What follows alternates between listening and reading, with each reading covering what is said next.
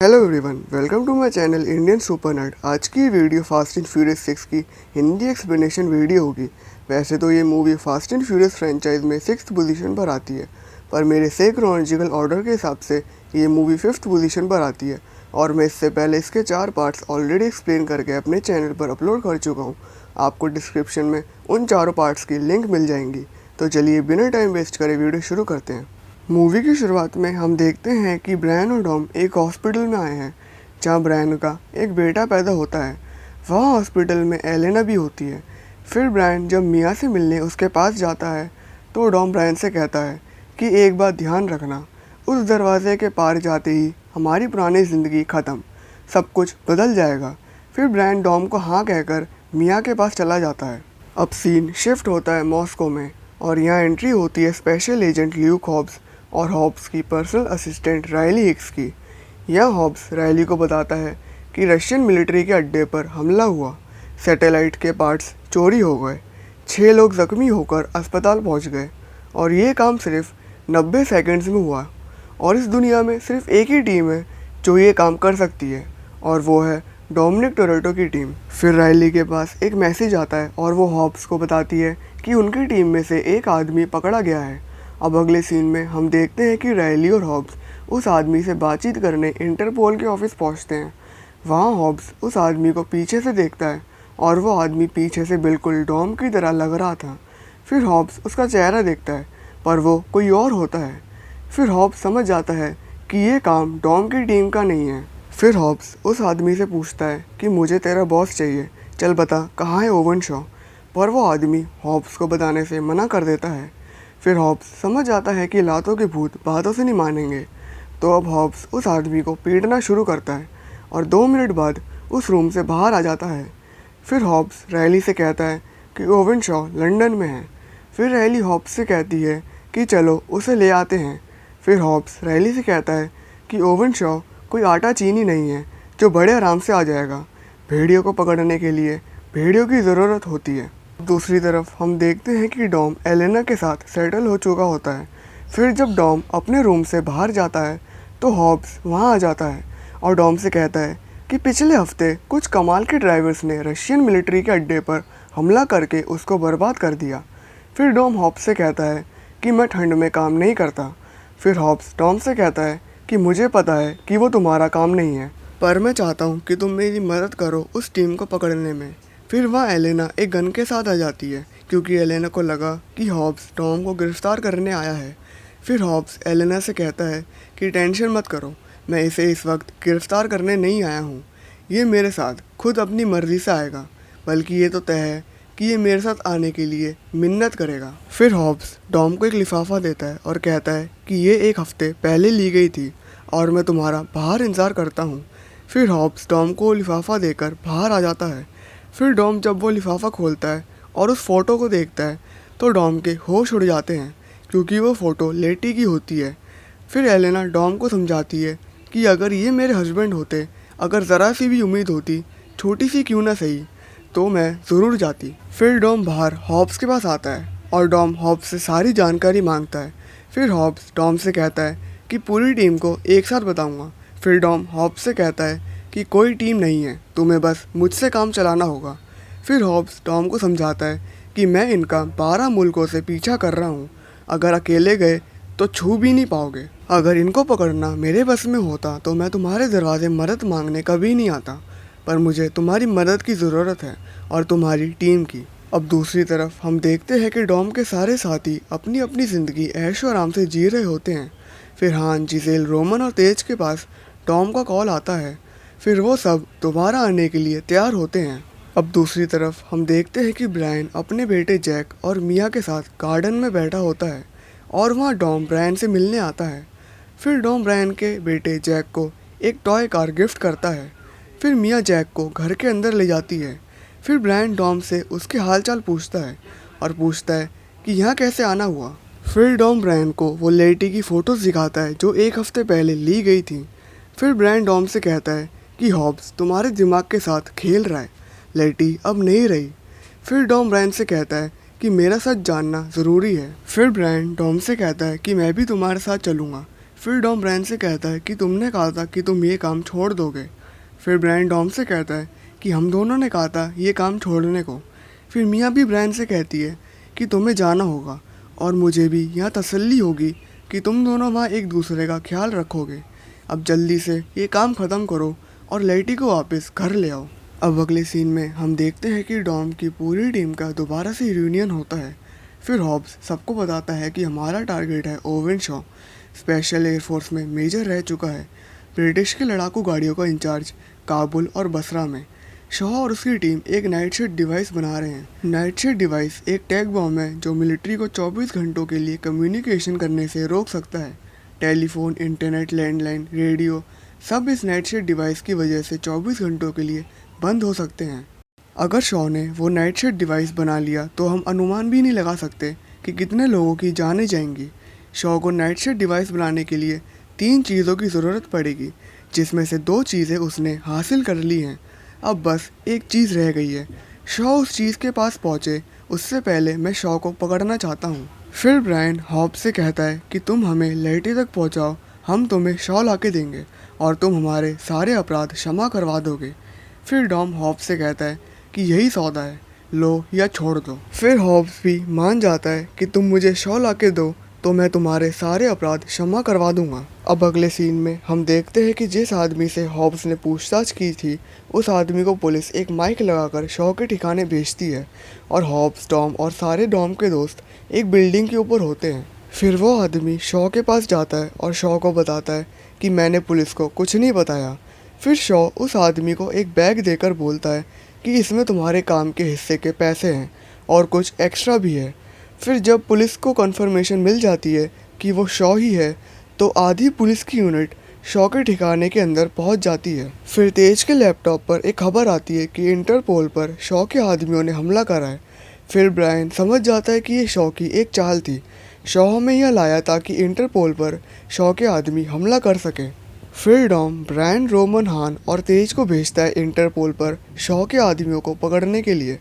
फिर शॉ वहाँ से एक ऐसी गाड़ी में बैठकर भागता है जिसका आगे का पार्ट पतला था। फिर पुलिस वहाँ नीचे आ जाती है और शॉ एक रिमोट का बटन दबाता है और वहाँ हर जगह बॉम्ब फटने लगता है, जिससे ज़्यादातर पुलिस वाले ख़त्म हो जाते हैं।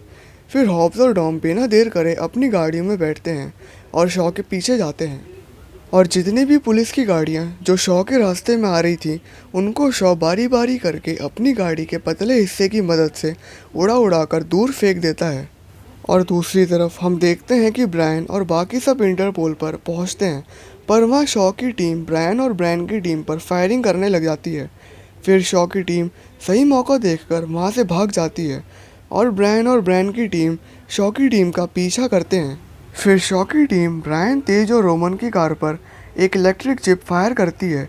फिर बारी बारी तेज और रोमन की कार काम करना बंद कर देती है और तेज और रोमन का एक्सीडेंट हो जाता है, पर ब्रायन एक दीवार की मदद से वो इलेक्ट्रिक चिप अपनी कार से हटा देता है। फिर शॉ की टीम की एक मेंबर जिसका नाम वेग होता है वो शॉ को बताती है कि अब मीटिंग पॉइंट पर पहुंच रहे हैं। फिर शॉ, वेग और शॉ के बाकी साथी एक टनल के अंदर चले जाते हैं और उनके पीछे डॉम, ब्रायन और हॉब्स जाते हैं। फिर शॉ और वेग अलग हो जाते हैं और डॉम और हॉब्स शॉ के पीछे जाते हैं और ब्रायन वेग और बाकी आदमियों के पीछे जाता है। फिर जब ब्रायन शॉ के आदमियों की गाड़ी को पीछे से टक्कर मारता है तो वेग आगे से अपनी गाड़ी लाती है और वेग की कार का भी आगे वाला हिस्सा पतला था तो वेग ब्रायन की कार को उड़ा देती है और वहाँ से भाग जाती है। फिर दूसरी तरफ डॉम और हॉब्स शॉ को लगभग पकड़ ही लेते हैं, पर एक और शॉ का साथी वहाँ अपनी कार लेकर बीच में आ जाता है। फिर डॉम उस आदमी के पीछे जाता है क्योंकि डॉम को शक था कि ये लेटी है और हॉब्स शॉ के पीछे जाता है, पर शॉ हॉब्स के हाथों से बचकर भाग जाता है और दूसरी तरफ टॉम उस आदमी की कार को टक्कर मारता है जिससे वो अपनी कार से बाहर निकलता है और वो लेटी होती है, पर लेटी डॉम को पहचान नहीं पाती और डॉम के कंधे पर गोली मार देती है और वहाँ से शॉ के ठिकाने आ जाती है। वहाँ शॉ अपनी टीम से कहता है कि ये हॉब्स के भेजे गए पहले वाले लोगों से थोड़े अलग किस्म के लोग थे, इनसे हमें सावधान रहना होगा। फिर वेग डॉम की पूरी टीम की जानकारी निकाल कर देती है, जिसमें से टॉम की जानकारी में एक फ़ोटो मिलती है डॉम और लेटी की। फिर लेटी सबसे कहती है कि इसे ही मैंने गोली मारी थी और ये कौन है मुझे पता नहीं। फिर शॉ सबसे कहता है कि इनके बारे में इतना काफ़ी नहीं है और जानकारी पता करो, इनकी कमज़ोरियों के बारे में पता लगाओ, हम इनकी कमज़ोरियों का फ़ायदा उठाएंगे। अब अगले सीन में हम देखते हैं कि डॉम अपने कंधे से वो गोली निकाल लेता है। फिर वहाँ हॉब्स आ जाता है और सबसे कहता है कि जहाँ शॉ ने आज कांड करा वहाँ हर जगह सीसीटीवी कैमरे लगे हुए थे और शॉ के आदमियों ने इंटरपोल से जानकारी निकाल ली जहाँ वो नाइटशेड डिवाइस का आखिरी पुर्जा हो सकता है। फिर डॉम और उसकी टीम शॉ और वेक की स्पेशल कार्स के बारे में जानकारी बताते हैं। फिर डॉम हान, जिजेल और रोमन से कहता है कि पता लगाओ कि शॉ की कार किस आदमी ने बनाई थी। अगर वो आदमी मिल गया तो मतलब शॉ भी मिल गया। फिर जिजेल, रोमन और हान के साथ हॉब्स की असिस्टेंट राइली भी चली जाती है। फिर डॉम तेज से कहता है कि हमें ऐसी गाड़ियों की ज़रूरत होगी जिनके कंप्यूटर चिप को कोई हैक ना कर सके और वो बहुत तेज़ भी हो। फिर तेज और हॉब्स चले जाते हैं वो गाड़ियाँ लेने जिनके कंप्यूटर चिप्स को कोई हैक ना कर सके। फिर जिजेल, राइली, हान और रोमन भी एक आदमी के पास पहुंचते हैं जिसने शॉ की कार बनाई थी। रोमन और तेज दूर रहते हैं और जिजेल और राइली उस आदमी से बात करने जाते हैं, पर जब वो आदमी उनको बताने से मना कर देता है तो राइली उसको पीटकर मनवाती है। फिर वो आदमी जिसेल और राइली को जानकारी देने से पहले छुपके से शॉ को कॉल कर देता है, जिससे जिसेल और राइली की सारी बातें शॉ सुन रहा होता है। फिर शॉ लेटी और 2 आदमियों को भेजता है जिसेल, राइली और उस आदमी को मारने के लिए। फिर शॉ के तीनों साथी उस जगह पहुंचते हैं और गोलियां बरसाना शुरू करते हैं, जिससे एक गोली उस आदमी को लग जाती है। फिर जब शॉ के आदमी वहाँ से भागते हैं तो जिजेल शॉ के एक आदमी को गोली मार देती है। फिर लेटी वहाँ से भाग जाती है और राइली लेटी के पीछे जाती है और हान और रोमन दूसरे आदमी के पीछे जाते हैं। फिर जिजेल उस आदमी से पूछती है कि मुझे बताओ शॉ कहाँ है, उसको इसकी कीमत चुकानी होगी। फिर वो आदमी जिजेल को एक नाम बताता है, ब्रागा। अगर आपने फास्ट एंड फ्यूरियस देखी होगी तो आपको पता होगा कि ब्रागा एक खतरनाक ड्रग डीलर है और ब्रागा जिजेल का बॉस भी रह चुका है। अब दूसरी तरफ हम देखते हैं कि राइली और लेटी के बीच में लड़ाई शुरू होती है। फिर लेटी मौका देखकर वहाँ से मेट्रो में भाग जाती है और शॉ का दूसरा आदमी भी रोमन और हान को पीटकर वहाँ से चला जाता है। फिर लेटी और वो दूसरा आदमी दोबारा अपने ठिकाने पर आ जाते हैं। वहाँ लेटी शॉ को बताती है कि हमारा एक आदमी आइवरी नहीं रहा। फिर लेटी वहाँ से अपनी कार में बाहर घूमने चली जाती है। अब दूसरी तरफ हम देखते हैं कि तेज और हॉब्स वो गाड़ियाँ लेकर अपनी जगह पहुँचते हैं। वहाँ हॉब्स तेज से सीसीटीवी कैमरे के बारे में पूछता है तो तेज हॉब्स को बताता है कि जहाँ जहाँ शॉ की टीम थी वहाँ पर कैमरा ऑफ थे। फिर हॉब्स राइली को लेकर सीसीटीवी हेडक्वार्टर्स जाता है। फिर ब्रायन जिजेल, रोमन और हान से पूछता है कि क्या पता चला, तो जिजेल ब्रायन को बताती है कि हमें एक बहुत इम्पॉर्टेंट चीज़ पता चली है कि ब्रागा शॉ के साथ काम कर रहा है। शॉ का ब्रागा की गैंग के साथ ताल्लुक़ है। फिर ब्रायन को सब समझ में आ जाता है कि पहले ब्रागा लेटी का बॉस था, फिर शॉ ब्रागा का बॉस बना और इस तरह शॉ लेटी तक पहुंच गया। फिर तेज डॉम से कहता है कि अगर इस आदमी ब्रागा के पास शॉ की जानकारी है तो हम ब्रागा को ढूंढेंगे कहाँ। तो डॉम तेज से कहता है कि उसकी कोई ज़रूरत नहीं पड़ेगी, ब्रागा अभी लॉस एंजलिस के जेल में है और उसे वहाँ ब्रायन ने डाला था। फिर ब्रायन लॉस एंजलिस की जेल में जाने का फ़ैसला करता है। फिर रोमन और तेज ब्रायन से कहते हैं कि क्या तुम्हारा दिमाग ख़राब हो गया है, तुम लॉस एंजलिस में घुसोगे कैसे। फिर ब्रायन तेज और रोमन से कहता है कि वो सब मुझ पे छोड़ दो। फिर ब्रायन डॉम से कहता है कि मेरी वजह से लेटी की ये हालत हुई, अब इस चीज़ को भी मैं ही ठीक करूँगा। अब दूसरी तरफ हम देखते हैं कि हॉब्स सीसीटीवी कैमरे के हेडक्वार्टर्स जाता है और वहाँ हॉब्स को पता चलता है कि जहाँ जहाँ शॉ की टीम जाती है वहाँ के कैमरा मेंटेनेंस के लिए बंद रहते हैं। फिर हॉब्स उस आदमी का हाथ ज़ोर से दबा के कहता है कि ये तो बड़ा अजीब इत्तेफाक है, या तो आपके कैमरे मेंटेनेंस का शेड्यूल शॉ के शेड्यूल से मैच करता है या तो फिर यहाँ का कोई आदमी शॉ के साथ मिला हुआ है और हमें सारे कैमरास की लाइव सीसीटीवी फुटेज चाहिए। फिर हॉब्स और राइली वहाँ से चले जाते हैं। अब अगले सीन में हम देखते हैं कि ब्रायन मुजरिम बनकर लॉस एंजलिस में पहुँचता है। वहाँ ब्रायन का पुराना दोस्त होता है जो कि एक पुलिस एजेंट भी होता है। वो ब्रायन की हेल्प करता है वो ब्रायन को उस जेल में डालता है जिसमें ब्रागा होता है। फिर ब्रायन एक रात ऐसे ही जेल में लेटा होता है तो वहाँ ब्रागा और उसके 2 आदमी ब्रायन के पास आते हैं। फिर ब्रायन ब्रागा से पूछता है कि लेटी को मैंने अपने हाथों से दफनाया था।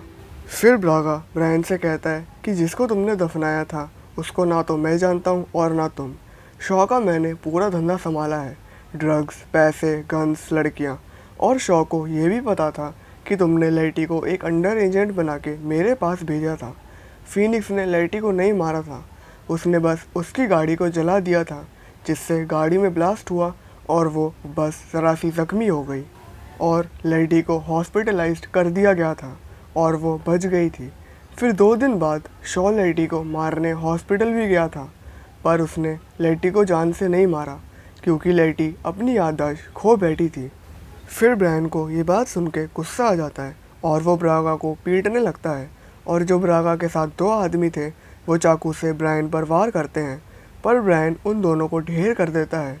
फिर ब्रायन ब्रागा पर चाकू तानकर उससे पूछता है कि शॉ का प्लान क्या है, उसको हम कैसे पकड़ सकते हैं और वो हमें कहाँ मिलेगा। फिर ब्रागा ब्रायन को बताता है कि तू शॉ के करीब तब जा पाएगा जब शॉ खुद ऐसा चाहे। अब दूसरी तरफ हम देखते हैं कि तेज लाइव सीसीटीवी कैमरा की फुटेज एक्सेस कर लेता है और हान डॉम को बताता है कि मैंने छानबीन करी, लोगों से पता करा और पता चला कि आज रात कमाल की स्ट्रीट रेस होने वाली है। फिर डॉम एक कार लेकर रेस करने चला जाता है और वहाँ पर लेटी भी होती है। लेटी जब अपने ओपोनेंट का इंतज़ार कर रही होती है तो डॉम अपनी कार लेटी की कार के साइड में ले आता है। फिर लेटी डॉम से कहती है कि तुम्हारे अंदर कमाल की हिम्मत है, अच्छा है कि उस रात मेरा निशाना चूक गया। फिर डॉम लेटी से कहता है कि निशाना तो उस रात तुम्हारा सही था, मैं तो बस रेस करने आया हूँ। फिर लेटी और डॉम के बीच में रेस शुरू होती है और लेटी के बारे में डॉम को सब कुछ पता होता है कि लेटी कार कैसे चलाती है, लेटी को रेस में कैसे हरा सकते हैं, तो डॉम लेटी को उस रेस में हरा देता है। फिर लेटी और डॉम एक खाली जगह पर रुकते हैं। फिर लेटी डॉम से पूछती है कि तुम मेरे बारे में और क्या क्या जानते हो। फिर डॉम लेटी से कहता है कि सब कुछ, जैसे तुम्हारे चेहरे पर वो चोट का निशान, वो तुम्हें तब लगा था जब तुम 15 साल की थी। फिर लेटी डॉम से पूछती है कि मेरी कमर पर ये निशान कैसे लगा, तो डॉम लेटी को बताता है कि ये निशान तुम्हें तब लगा था जब हम आखिरी बार एक साथ थे। तुम रात को समुंदर में तैरने के लिए गई और चट्टान से टकरा गई, फिर मैं भी तुम्हारे पीछे आया तो मुझे भी ऐसा निशान लग गया। फिर लेडी डॉम से कहती है कि मैं वो लड़की नहीं हूँ जो तुम सोच रहे हो, तुम बेकार का खतरा अपने सर ले रहे हो। फिर लेटी वहाँ से जैसे ही जाने लगती है तो डॉम लेटी को अपनी क्रॉस देकर कहता है कि ये तुम्हारी है और लेटी डॉम की क्रॉस लेकर वहाँ से चली जाती है। फिर डॉम के पीछे से एक और गाड़ी आती है और जब डॉम मुड़ के देखता है तो उस गाड़ी में से ओवन शॉ बाहर आता है। ओवन शॉ डॉम से कहता है कि एक आवारा सड़क छाप लड़का एलए में डीवीडी प्लेयर चुराकर अपनी ज़िंदगी की शुरुआत करता है। पिछले साल $100 मिलियन का डाका मारा ब्राज़ील में, पर मुझे एक बात समझ नहीं आ रही, वो आदमी किसी बीच पर अपना समय क्यों नहीं बिता रहा, बल्कि उस 2 कौड़ी के सरकारी नौकर हॉब्स के लिए काम क्यों कर रहा है। और जब मैंने छानबीन करी तो मुझे पता लगा कि उसकी एक कमज़ोरी है। तो डॉम शॉ से कहता है कि कमज़ोरी तो हर इंसान की होती है। फिर शॉ डॉम से कहता है कि तुम्हारी कमज़ोरी ढूंढना सबसे ज़्यादा आसान है और तुम्हारी कमज़ोरी है तुम्हारा परिवार। मैं तुम तक पहुंचकर तुम्हें कभी भी बर्बाद कर सकता हूं और मैं तुम्हें आखिरी मौका देने आया हूं। अपनी टीम को लो और यहाँ से चले जाओ। फिर डॉम शॉ से कहता है कि मैं यहाँ से लेटी को लेकर ही वापस जाऊँगा। फिर शॉ डॉम से कहता है कि अफसोस, ये ख्वाहिश तुम्हारी कभी पूरी नहीं होगी। फिर डॉम पर शॉ की टीम का एक आदमी लेज़र गन तान देता है। फिर वहाँ हॉब्स सही समय पर पहुँच जाता है और शॉ पर भी हॉब्स लेज़र गन तान देता है। फिर शॉ डॉम से कहता है कि लगता है तुम्हारा दोस्त हॉब्स आ गया। फिर शॉ वहाँ से चला जाता है। फिर हॉब्स राइली से कहता है कि शॉ अभी अभी यहाँ से निकला है, तेज से कहो कि वो कैमरे से शॉ पर नज़र रखे। अब दूसरी तरफ हम देखते हैं कि ब्रायन को वो ब्रायन का दोस्त वापस जेल से छुड़ाकर प्लेन में बैठा देता है। अब अगले सीन में हम देखते हैं कि तेज हॉब्स और बाकी सबको बताता है कि मैंने शॉ का पीछा करा, पर यह तो काफ़ी चालू चीज़ निकला। ये शहर के हर छुपे कोने को जानता है, तो मेरे हिसाब से शॉ को इसी एरिया में होना चाहिए।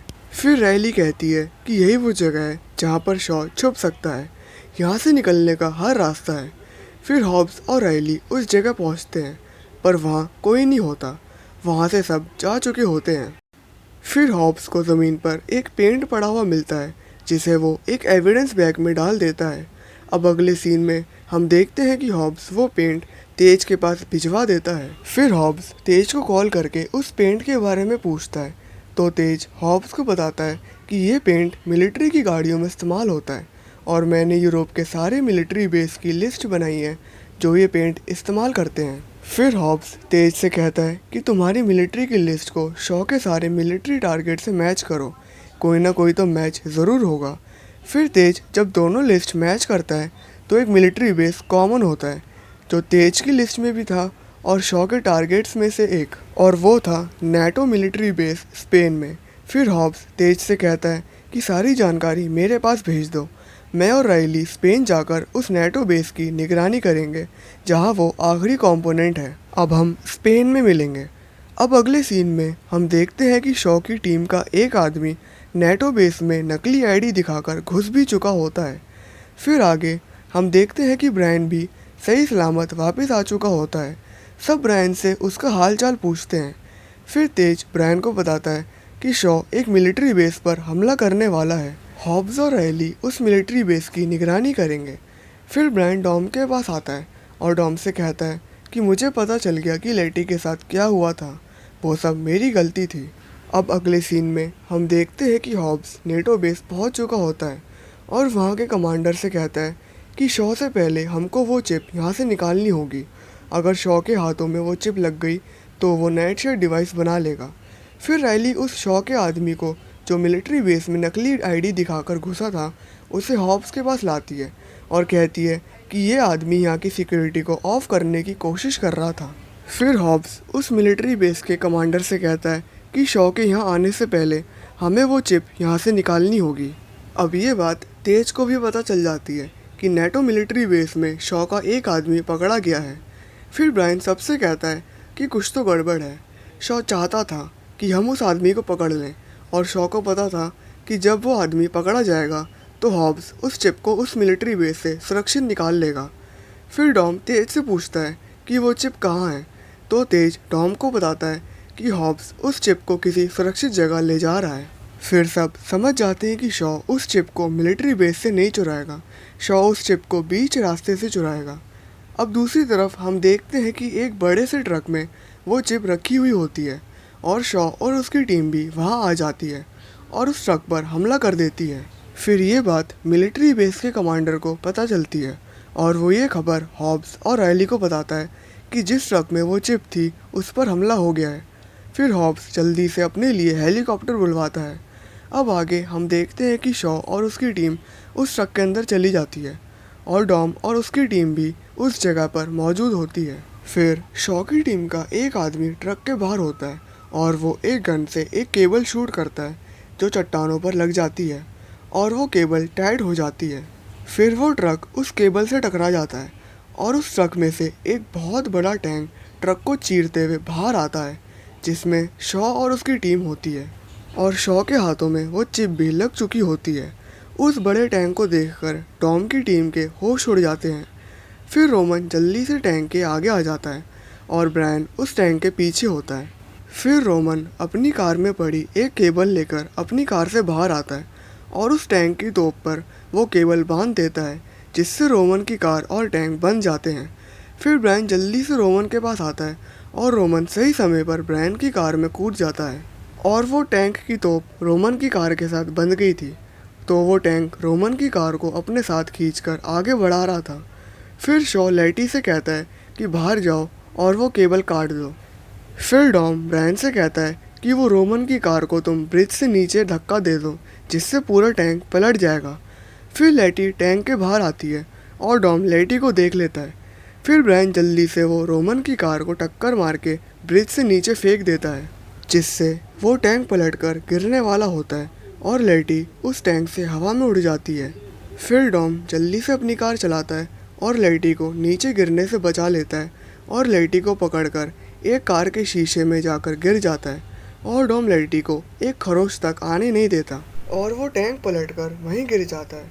अब डॉम की पूरी टीम और शॉ की पूरी टीम नेटो मिलिट्री बेस पहुंचते हैं और वहां शॉ की पूरी टीम को गिरफ्तार करके अलग अलग कमरे में बंद करते हैं और शॉ से वो चिप भी छीन लेते हैं।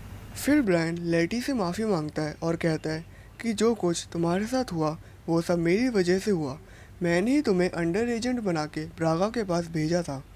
फिर लेटी ब्रायन से कहती है कि बस करो, बेशक मुझे कुछ याद ना हो, पर मैं अपने बारे में एक चीज़ जानती हूँ कि जब तक मैं ना चाहूँ तब तक मुझसे कोई काम नहीं करवा सकता।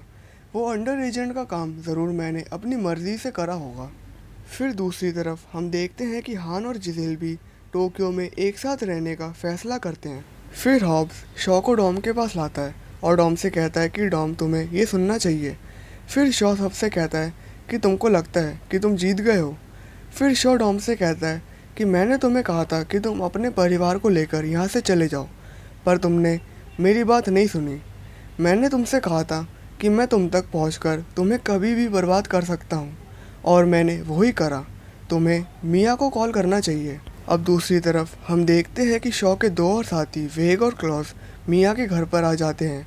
फिर मिया अपने बेटे जैक को एलेना को दे देती है, पर मिया एलेना के साथ नहीं जाती क्योंकि वेग और क्लॉस मिया का पीछा करते करते जैक तक पहुंच जाते तो वो दोबारा घर के अंदर चली जाती है और वेग और क्लॉस मिया को वहां पकड़ लेते हैं। फिर शॉ की ये बात सुन के ब्रायन बहुत ज़्यादा डर जाता है और वो मिया को कॉल करता है। फिर मिया चिल्लाकर ब्रायन का नाम लेती है, जिससे ब्रायन को बहुत ज़्यादा गुस्सा आ जाता है और वो शॉ को एक ज़ोर का घूंसा मारता है। फिर तेज और रोमन ब्रायन को संभालते हैं। फिर शॉ सबसे कहता है कि अब ये खेल ऐसे ही ख़त्म होगा, तुम मुझे वो चिप दे दोगे और मेरे साथियों के हाथ खोल दोगे और मैं वो चिप लेकर यहाँ से चला जाऊँगा और तुम मेरा पीछा नहीं करोगे। पर वो कमांडर कहता है कि हम शॉ को वो चिप नहीं दे सकते।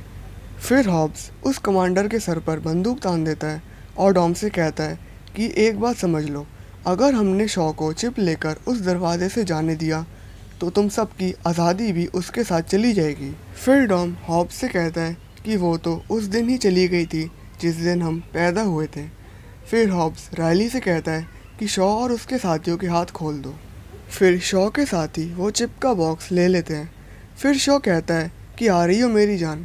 अब यहाँ सबको लगा कि शॉ ये लेटी से पूछ रहा है, पर शॉ के इस सवाल का जवाब रायली देती है और कहती है ज़रूर। रायली की ये बात सुन के सबके होश उड़ जाते हैं और रायली शॉ के साथ चली जाती है। फिर शॉ डॉम से कहता है कि अगर मेरे पीछे नज़र आए तो मैं फ़ोन करूँगा और तुम्हारी बहन ख़त्म। फिर शॉ और उसके सारे साथी वहाँ से निकल जाते हैं। फिर तेज जल्दी से सारे फ़ोन नेटवर्क को जैम कर देता है, जिससे शॉ कोई कॉल ना कर सके। फिर डॉम, हॉब्स और डॉम के सारे साथी निकल जाते हैं शॉ के पीछे। अब जब डॉम और डॉम के सारे साथी शॉ का पीछा कर ही रहे होते हैं तो वहाँ रनवे पर एक बहुत बड़ा प्लेन आ जाता है जिसमें शॉ और उसकी टीम भागने वाले थे। फिर जिस गाड़ी में शॉ और रायली थे वो प्लेन के अंदर पहुँच जाती है और वहाँ वेग और क्लॉज के साथ मिया भी होती है। फिर रायली मिया को मारने के लिए अपनी गन बाहर निकालती है, पर वहाँ सही समय पर डॉम, लेटी और ब्रायन पहुँच जाते हैं और रायली को अपनी कार से टक्कर मार देते हैं, जिससे मिया को वहाँ से भागने का मौका मिल जाता है और वो वहाँ से भाग जाती है। फिर शॉ वहाँ से मिया के पीछे जाता है और डॉम क्लॉज को संभालता है और ब्रायन शॉ को। फिर डॉम शॉ और क्लॉज को संभालता है और ब्रायन से कहता है कि मिया को यहाँ से ले जाओ। फिर ब्रायन मिया को एक कार में बिठाकर प्लेन से बाहर ले जाता है। फिर वेग ब्रायन और मिया के पीछे आती है, पर इस बार ब्रायन वेग से बच जाता है। ब्रायन अपनी कार के ब्रेक मारता है और वेग ब्रायन की कार को टक्कर मारकर पीछे लैंड करवा देती है, जिससे वेग का बैलेंस बिगड़ता है और उसकी कार बुरी तरह से क्रैश हो जाती है। फिर तेज और रोमन हॉब्स को प्लेन में चढ़वा देते हैं। प्लेन के अंदर लेटी रायली को संभालती है। फिर जब रायली लेटी पर भारी पड़ती है तो हॉब्स लेटी को एक केबल गन देता है, जिससे लेटी रायली को शूट करके प्लेन से बाहर फेंक देती है। अब दूसरी तरफ शॉ और क्लॉस को डॉम अकेले संभालता है। फिर वहाँ डॉम की मदद करने हॉब्स आ जाता है और हॉब्स क्लॉस को संभालता है। अब प्लेन के बाहर तेज, रोमन और हान जिजेल प्लेन के इंजन पर केबल से फायर करते हैं, पर उन दोनों का निशाना चूक जाता है और वो केबल प्लेन के विंग्स पर अटैच हो जाती है, जिससे तेज रोमन और हान जिजेल की कार प्लेन से बंध जाती है और वो ज़मीन से आधी उठी हुई होती हैं। फिर जब क्लॉज और हॉब्स की लड़ाई के दौरान क्लॉज हॉब्स पर भारी पड़ता है तो डॉम और हॉब्स मिलकर क्लॉज को हराते हैं। अब प्लेन के बाहर शॉ का एक आदमी जिजेल को गाड़ी से बाहर खींच लेता है। फिर हान जल्दी से बाहर आता है और हान जिजेल को उस आदमी से बचा भी लेता है, पर वो आदमी हान को जान से मारने वाला होता है। तो जिजेल हान का हाथ छोड़ देती है और अपनी गन निकालकर उस आदमी पर गोलियां चलाती है और जिजेल कार से बाहर गिर जाती है, जिससे जिजेल की मौत हो जाती है। फिर शॉ के बाकी दो आदमियों को तेजो रोमन संभालते हैं और उन दोनों को भी तेजो रोमन मार देते हैं। फिर ब्रायन जल्दी से केबल उस प्लेन के इंजन पर मारता है, जिससे वो प्लेन टेक ऑफ नहीं कर पाता और क्रैश होने वाला होता है। फिर प्लेन के नीचे तेजो रोमन अपनी कार लाते हैं।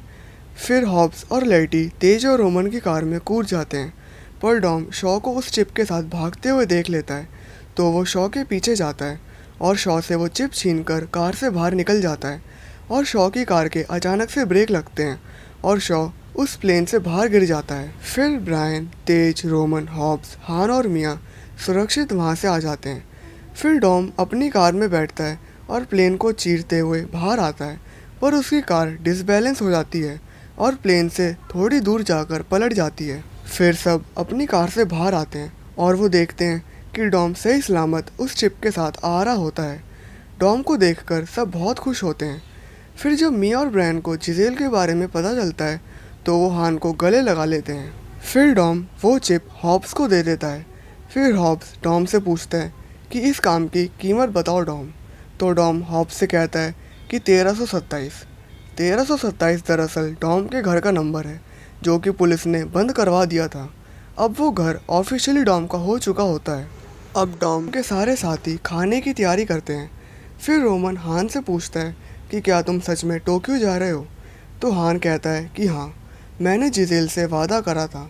फिर तेज हान से कहता है कि तुम्हें जब भी हमारी ज़रूरत हो तो हम हमेशा तुम्हारे साथ हैं। फिर वहाँ हॉब्स और एलेना एक लेटर के साथ आते हैं। हॉब्स वो लेटर डॉम को देकर कहता है कि तुम सब अब हमेशा के लिए आज़ाद हो, तुम्हारे सारे पाप क्षमा कर दिए गए हैं। फिर हॉब्स वहाँ से चला जाता है। फिर डॉम एलेना से कहता है कि तुम्हें जाने की ज़रूरत नहीं है। तो एलेना डॉम से कहती है कि ये सब तुम्हारी फैमिली है और ये पुलिस की ड्यूटी मेरी फैमिली है।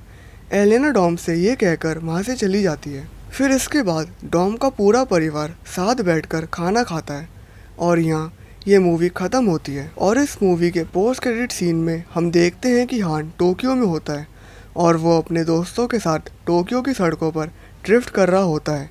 फिर हान की कार को एक आदमी बुरी तरह से टक्कर मार देता है, जिससे हान की कार दूर जाकर गिर जाती है और उस कार में से बाहर आता है डेकर्ड शॉ, जो कि ओवन शॉ का बड़ा भाई है।